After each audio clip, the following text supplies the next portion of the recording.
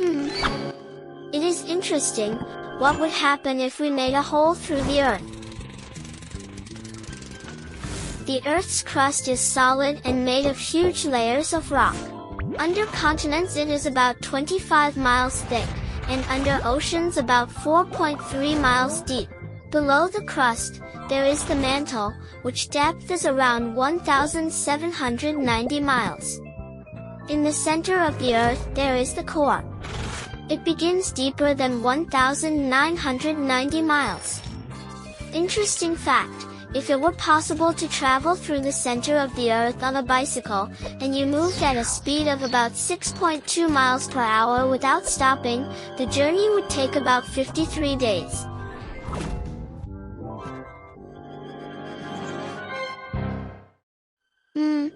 I wonder why the chess queen is called so.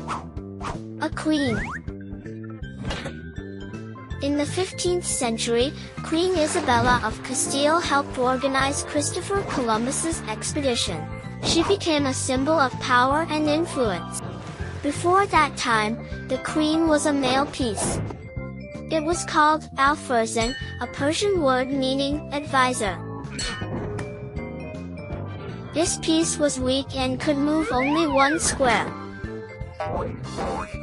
Later, the queen became the strongest piece on the chessboard, showing power, courage, and leadership.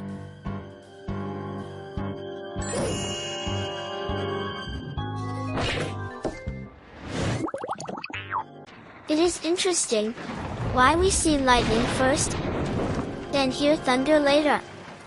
Lightning and thunder are two different things, but they always come together during a storm. Lightning is a bright flash of light from an electric discharge. Thunder is a sound that comes after lightning. Thunder happens because lightning is very long, and sound from different parts reaches our ears at different times. By counting the seconds between lightning and thunder, we can guess how far away the storm is. Usually, thunder can be heard from up to 12 away. If we see lightning but do not hear thunder, the storm is probably farther than this distance.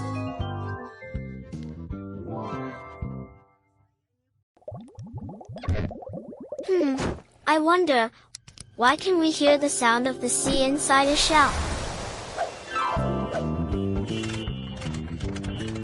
The sound of the sea is actually changed noise from the environment. The sound reflects from the walls of the shell. The more noise around you, the louder the sea sounds inside the shell. The shape and size of the shell also matter. Large shells with many curves make the sound richer and deeper. You can hear the same effect if you hold a cup or your hands close to your ear. This effect is called resonance.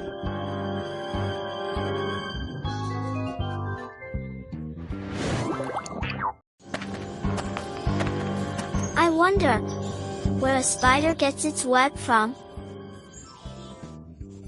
The thing is, inside a spider's body there are many special glands. These glands open through very tiny tubes.